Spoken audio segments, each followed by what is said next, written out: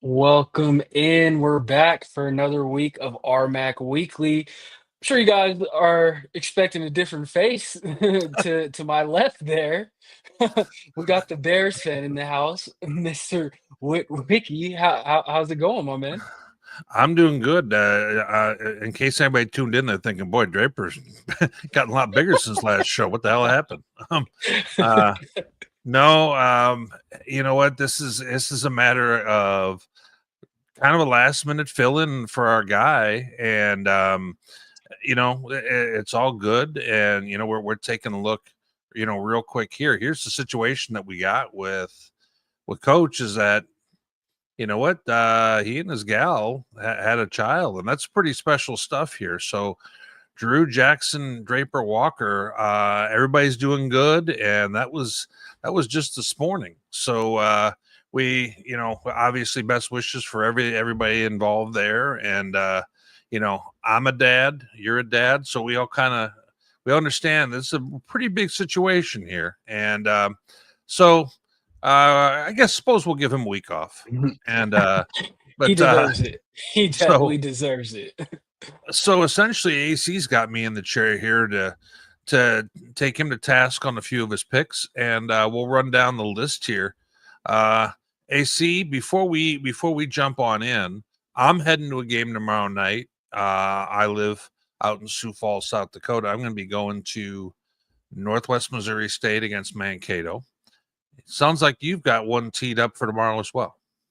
Yeah, well, I actually had options. We got CSU Pueblo playing SD Mines in a RMAC in conference action, but we also got West Texas from the LSC coming out to Gunnison in Western Colorado.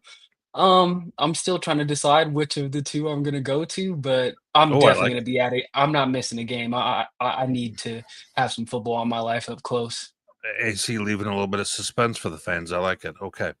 Let's go ahead and we'll take a look at our slate. AC, we've got what, 5 games Thursday night. Then we got another what, three of them, I think, on Three Saturday. of We'll them get on Saturday. Yep. Yeah, so we're gonna kind of go ahead and break these on down. Um, right off the bat, we've got Mesa at Central Wash up in Ellensburg. We got New Mexico Highlands, Eastern New Mexico. We've got South Dakota Mines, like you referred to, against at Pueblo. West Texas in Gunnison at Western Colorado. Sioux Falls at Black Hills State. So got a lot of stuff going on tomorrow. That first game starts kind of early, huh? Yeah, it starts pretty much during the day. I'm probably depending on which game I go to, I might have to like listen to that one as I'm driving up. No doubt. Have to watch it Uh, back later, but I mean, I can't be mad at that. no, no, I'm actually, you know what, considering how the rest of them are all the same time frame, if they wanted to start them all an hour apart, I'd sign off on that. That'd be good. But I wish they did that staggering during the playoffs. well, so that's kind of our slate there. Let's go ahead and pop on in to that first game that we've got. Colorado Mesa 7-4 season ago. Central Wash 8-4. Made the playoffs, lost first round, and these two teams met last year 28-12. Central Washington, if my memory serves me right. Mhm. So what are your thoughts coming on into this one? Well, looking at the game, how it played out last year, Central Washington being a playoff caliber team, kind of grinded Mesa out over the course of the game. It was a kind of defensive battle. Went back and forth. Mesa couldn't get in the end zone, and couldn't get their passing game going. I think that could be a lot different this year with no more Tanner Volk roaming the secondary for Central Washington. Mesa returning their starting quarterback coming into his second year, having put on some weight and just got another year in the system. I think this could be a really close game. Central Washington, not just Volk, they also lose Isaac Clark on the defensive line that I think was a gamer, a big time player. They do return Chase Lloydhammer, which is big, but I think the I think with Central Washington, they're going to have to lean on Kennedy McGill a lot. He lost all three of his top receivers coming back. He lost the LSC running back of the year in Tyler Flanagan. So I think they're going to be leaning on him a lot.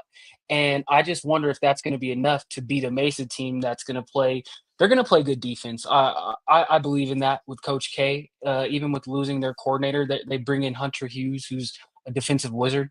I Right. think Mason's still gonna play good defense. I think that defensive line is a little bit older, more mature. They're all gonna be a lot bigger this year. They've all been playing since they were freshmen. They're all coming into their junior and senior years now. I'm actually gonna go with Mesa. I think Mesa, their two-headed monster, the running backs, Brandon Belgrave and Aiden Taylor. I think they're gonna lean on those 2 guys and make this a rough and ugly game, and I think they're actually gonna come away with a close victory up in Ellensburg. Well, you know what? Central Washington ran for over 200 yards against them last year, and they try and play a little bit of that bully ball style up front. I think that this is going to be a low scoring game. I don't even know if either team gets to 20. But I am going to go with the home team in this one. I will take Central. So right off the bat, we're already different on one game. That's all good. That's the way it And by the should way, be. for those in the comments, feel free to go ahead and chime in with any of your picks as we go or commentary. But as we move to the second game, South Dakota Mines going to be playing at CSU Pueblo, 6-5 squad at 10-2. And as we take a look at this one here, I mean, boy, I tell you, the offensive numbers for Pueblo, 460 a game offensively and 300 through the air, they kind of jump off the page when I first pull this on up. And at the same time, South Dakota Mines pass defense, ouch. It feels like that's a little bit of the thing that there's an asterisk next to. How else do you see this?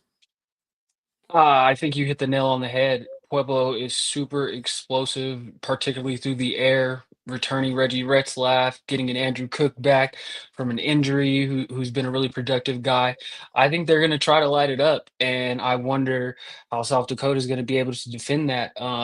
They lost their best pass rusher. I think honestly, your best defense against a really great passing offense, it's actually not great defensive back play. It's pass rushing. It's getting Sure. pressure on the quarterback. I think South Dakota, they're replacing a lot of guys up front, so I wonder if they're gonna be able to get to Roman Fuller and be able to disrupt him a little bit. Um, I'm not gonna lie, I think Pueblo rolls in this one. I want to see if Pueblo can establish the run game like they were able to last year with Howard Russell. That's kind of for me a little bit of the key thing with them this year. Do they have to be real pass happy, or can they be able to have a little bit more of that balance? But I'm also, I think Pueblo's got to be the pick right here, and you know it's just a tough opener when you got to go there right out of the chute for South Dakota Mines. Especially, yeah, they're really excited after the year they had, the energy that Coach V Hill has been able to elicit in the city and town of Pueblo. Like, I wouldn't wanna go play there to start Sure. the season. Well, there's a reason they're ranked in our top 10 for sure. West Texas, going to Western Colorado. 5-6 club. West Texas, very storied program for those who are kind of newer to D2 tuning on in. Best stadium in the country in Division Two, and they are making the trip on up to play at Western Colorado, which has they've really done a nice job. I think kind of making their stadium look really modern, and I like the look of it quite a bit. So Mhm. in this one here, West Texas, I feel like AC that they are the type of program that the expectations are so high, and they're kind of mid card right now. And if they don't go ahead, and if this is kind of feels like this is now or never type year for their staff to be able to get this going with kind of expectations that there are at that school. They had a lot of transfers. I'm curious to see, their starting quarterbacks now at UTPB is going to be starting for them. What are Mhm. your expectations with West Texas? Because I think we already know what your expectations probably are with Western Colorado. Oh, yeah, I think everybody knows how I feel about Western. But looking at West Texas, like you said, they attacked the portal really, really hard. They ended up getting a quarterback that most recently was at Baylor in RJ Martinez. They grabbed a bunch of receivers, a lot of actually former RMAC guys. Trevin Edwards, a starting receiver for Colorado Mesa, is now at West Texas. Drew Montez, I believe he actually changed his last name to Drew Zamar. He's a receiver that was at Western 2 years ago, was an all RMAC guy. And then they grabbed a slew of Central Washington guys, which makes sense grabbing Central Washington's coordinator in the offseason. I think we're going to see a different West Texas than I saw last year. I think they're going to try to light it up, try to spin the ball, and get it all over the rock. How that works against the Western Colorado and a front seven like they have with all the exotic blitzes and pressures Right. that they come at you with, I'm picking Western to win this one pretty handily. I think with Drew Nash leading the way, it being his senior year, the vibe I got from them at media day, they're focused, they know what they're capable of, and they have a goal in mind, and they know what it takes to get there after some of the experiences they had over the last 2 years. I think they're going to come in super ready to go, and I think Western wins by at least 2 scores. I was taking a look at the two deep for West Texas. All three of those guys you mentioned are all starting for them on offense, and the RJ Martinez, I think it's little bit of a wild card there for them at quarterback, but it's a matter of how quickly does everything gel when you have that many new parts.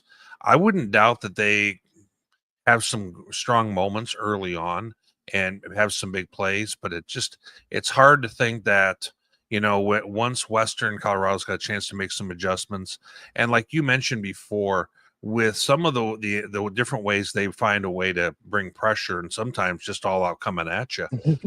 I like them in this game, but I'm intrigued by it because Mhm, of the activity West Texas has had, and I think that they're a team or a program that always has a high ceiling, so you always mhm. kind of want to see what they're going to offer. No doubt. Is this only coach? Is this only year two for Coach Lynn? Year three, Year three. Oh, yeah. expectations at a program like that, you got to win fast. And by the way, it looks like somebody's making a run in here on the program, Former and safety. I was going to say it's kind of like we got the peanut gallery over here talking to us here. Um, but so let's move ahead to what we have next. We have Sioux Falls and Black Hill State, a game I think that both of us find very intriguing. First of all, they never play. I mean, they Mhm, haven't played for what? I take that back. When both were going through a transition, they played each other then because they were both dying to find a game because you know how the mhm, transition period works when you come to D2. But before that, they hadn't played for over 10 years. And so this is not, despite the fact they're in the same state, this is not like a frequent game. So mhm. when you went ahead and did some research on Sioux Falls non-conference squad that you don't have to pay attention to all the time, what were some of the things that you found that are going to be challenging for Black Hills, but some of the things that you think Black Hills might be able to attack? Well, I think Black Hills is gonna have a challenge with just Cameron Dean or Cam is it Cam Dean? Camden Cam Dean, yep. Dean, his ability to not like he's a deadly passer. He really can sling it from the offense and pick you apart, but he also has the dual threat ability. And I think I love his ability, just I don't know if it's instincts or if it's decision-making ability, but it's always like he runs at the right times. It's kinda like Mahomes is. You know how Mahomes doesn't run much, but when he does run, it's a super impactful play? Sure. When I watched some games from Cam Dean, that's what I saw from him, and he's an experienced guy. He played at Minnesota State before, so this is like Right. a experienced team, and I know they're a physical bunch. Black Hills, though, that's kinda their MO as No well. doubt. No doubt. They're a physical bunch. They wanna punch you in the mouth. They wanna run the ball. I think Black Hills may struggle in this though because they bring back an all conference left tackle, but the rest of their line, Coach Bresky said they were working on that in fall camp. I'm just not sure if they're gonna be ready to deal with an NSIC front initially in game one and be able to handle that.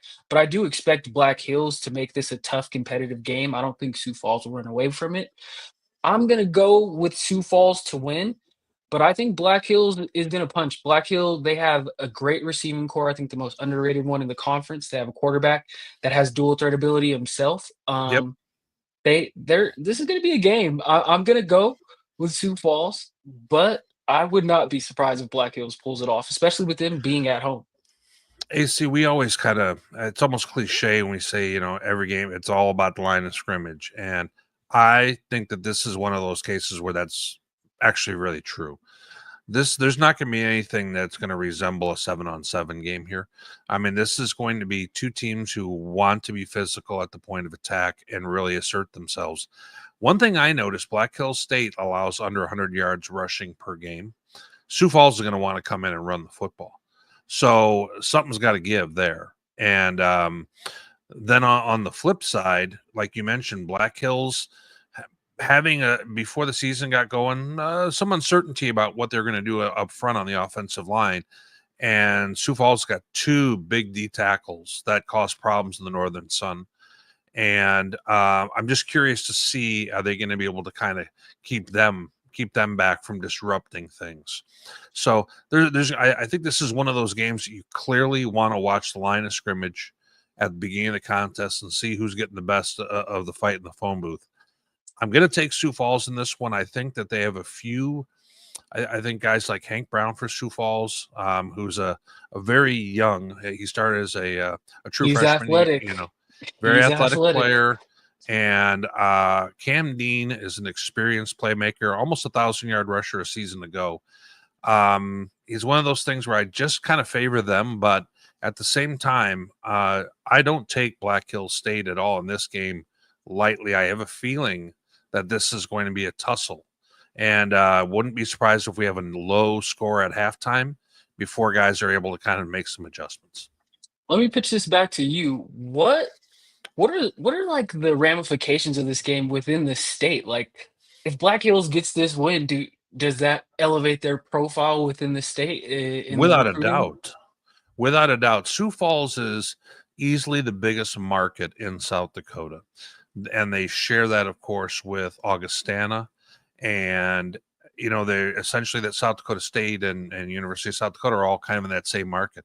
Black Hills State wins a game like this, that would resonate and ring in the biggest market in the state. And you would have high school kids who may not be looking to go out to spearfish would all of a sudden say, oh, what's that? Okay. Hmm. So this would be a huge game for Black Hills State in that regard. That's a very important point you brought up. Heck yeah. As we kind of move through that was this. Is this our final game on Friday, AC, or is this a Saturday contest? I may have screwed that. This is this This is is this is a Thursday game as well. Thursday game. My bad. Okay, Yeah. so we got New Mexico Highlands going against Eastern New Mexico. Interesting matchup here. Now, neither one of these two teams are at the top side of the standings. Both are kind of building their way up and have capable offenses. Hmm. So, how do you see this one coming on in? Highlands, I think it's a new look Highlands. I think the old Highlands is gone. Coach Tofsell, I think he's doing a great job what he did in the portal. I was looking at Ike Udengwu, his profile on the roster page, and they asked why he chose Highlands, and he simply said to change the culture. And that just spoke volumes to me personally. I'm like, Right, you got a quarterback that's been in a program of Grand Valley stature coming, and he wants to be the guy to lead that change. I'm a big believer in Highlands this year. They return a first team all conference running back that's only heading into his sophomore year. So there's not too much tread on the tires with Toledo Valetti. I think he right, could be a lot better this year. They had another running back last year that played in this game and had 100, and I want to say close to 100 receiving, Mason Peterson, that was injured most of the year. They have that two-headed monster with Ike back there, and he has some dual threat ability. I'm gonna go with Highlands. I know Eastern New Mexico runs the wing, the flex bone, but they lose their 3-year starting quarterback in Mario Sanchez. And mm, I know you may not think that quarterback's as important in an offense like that, but I do think a guy having experience, knowing how to do that, I think that's a big deal. I think that's one of the reasons Harding's is so good because Cole Keelan is so good. I think them having to bring out a new starter, and then what Highlands did in the portal, the way they attacked it, they're a lot bigger. I'm going to go with Highlands in this one. I think it could be a close game just because any team that runs that offense has a puncher's chance. But I think Highlands is going to get the win in this one. okay. I saw that Eastern ran for 500 yards against them last year, which immediately gave me concern. But I feel like Highlands is a team that's kind of on the up, and I got a feeling that with enough time to prepare for this in the off season and really feel, I mean, and that's a bit of a scar when you give up that kind of yardage. That's Hmm. good motivation. Oh I'm yeah. actually going to take Highlands in this one, and a bit of what some people may see as an upset. But in addition to that, we also with our guy Draper, he did offer some thoughts. I just thought I'd kind of point that on out. He's got some of his winners right here, so we're going to go ahead and kind of take note of that. You can, so that when he doesn't do well, you can give him a I can hard give time him about it crap. next Yep. week. So yeah, exactly. So he I saw he cursed USF by picking them, just like that. So let's go ahead and we've gone through the Thursday slate, a lot of games there. Kind of moving on into Saturday, we got William Jewell, Fort Lewis, Shadron, and Northern Colorado. Interesting contest. Adams State and Western New Mexico. We're going to go ahead and kind of move on into the William Jewell game. William Jewell had a little bit of a surprising season last year. Hmm. They hadn't been winning many games in the seasons leading up to that point. And I recall when they made the move from the NAIA up to D2, team that's in the Kansas City market. And then we've got Fort Lewis. Talk about, teams that have kind of had a little bit of an uptick lately. I kind of like what Coach is doing there. How do you see this one? This one. So one, I'm just happy that Keandre McCullough is not returning for William and Right, Jewel right. this year. He The running had back. 400 yards rushing in this game last year. And that was the story of this game. You're not going to stop anybody if you're just, Right. giving up rushing yards like that and letting the clock get killed. But I think this game's going to be a little different this year because Stone Walker is coming into year two. He was their freshman quarterback. He started for him last year. Bigger guy from Texas with some dual threat ability. I think that maturation of him, what I expect in year two of Coach Cox's offense, I think that things are looking up for Fort Lewis. But you can kind of say the same thing for William Jewell over in the GLVC. But I do think that William Jewell lost more guys. They lost a first team all conference linebacker. They do return their top receiver. Their quarterback situation, I think it's going to be a battle between two guys. They don't have an established guy. Because Fort Lewis has the established quarterback, even though he's still a young guy, still maturing and growing, I'm going to go with Fort Lewis and that excitement that they got coming off their first season that they had got a win in like 5 years. They're at home. I know it's going to be rocking in Durango. Give me Fort Lewis, but I do think it's going to be a close game. I think it'll be a close game. It's one of those things where I feel like if Fort Lewis is going to start to take that next step of not being at the bottom area of that league, that this is the kind of game that you win. So Mhm. and with you, like William Jewell had a heck of a weapon at running back last year, All Mhm. American level player. I'm going to go with Fort Lewis at home in this one. Boy, everybody's going to start thinking I'm like the RMAC homer now or something. But uh, now, They interesting just got to go contest here. back and watch our old Super Region videos from the past. Right, They'll know exactly. you're not an RMAC. No, no. I mean, there's still people from Colorado mines who want to throw rocks at me for picking Augie. Shadron State, 3-8 a season ago, going to Northern Colorado, 1-11. Now they're an FCS program. Are they in the Big Sky? They are. They So I are. thought, okay, um, Kind because of a bottom feeder. They've been yeah, pretty yeah, much they've really as been long in as the I can garbage is where remember. they've been since they left D2. But Yeah. A and lot of and people think people they come should get be me in the back in the comments. I'm RMAC. here. They Yep. a lot. I'm right there with you, so they can come Where's get Eddie me too. McCaffrey when you need him? But anyway, um, uh, uh, so this is kind of a tough one to call. I mean, certainly you would think a team that's in the Big Sky, clearly a favorite in this contest. And, Shadron's offense last year at times I thought left a bit to be desired. I thought they were a solid defense. Mhm. How do you view More than this and how do you solid. look at Shadron coming into this year with all that said? Well, Shadron, their season kind of got derailed because their San Diego State transfer quarterback that was their starter got hurt like the second, third play of the Right. season last year. So they do return DJ Ralph. They return Tommy Thomas, who's been an all conference guy, super fast receiver, big play, deep threat guy. Yeah, The right. defense, the defense. when have they had a bad defense? Coach Sass over there, he's a great defensive coordinator. They have an elite 100 safety in Dax Girardi that's roaming the backfield. They do lose Hunter O'Connor, who's one of their greatest defensive players ever in that program's history.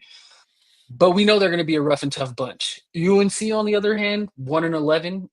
Ironically, their only win that they did get last year came with a former Colorado Mesa kid starting at quarterback. Ironically, can't make Right. that up. But they're a D1 team, so we know that they're going to be big where it counts in the trenches. Looking at their two deep, their offensive line, yeah, six. None of them are below 300 pounds, so they're going to have the advantage in the trenches.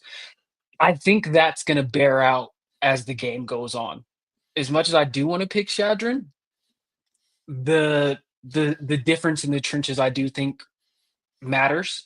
UNC, they're a young team. A lot of their guys that they're going to be counting on this year were big recruits out of Colorado that RMAC teams were dying to get. So they do have a talented team Sure. when you're comparing them to our level at least. Understood. I do want to go with UNC. My head's telling me to go with UNC because I understand football and we talk about it over and over. The trenches is where it's won at. But this is week 0. I've seen an RMAC team beat an FCS school before. I'm gonna go with Shadron. I go with Shadron to get it done in a close game, and if I'm wrong, me and UNC, we've been going at it on Twitter for a while. If I'm wrong, UNC can come for me, and I'll take it on the chin.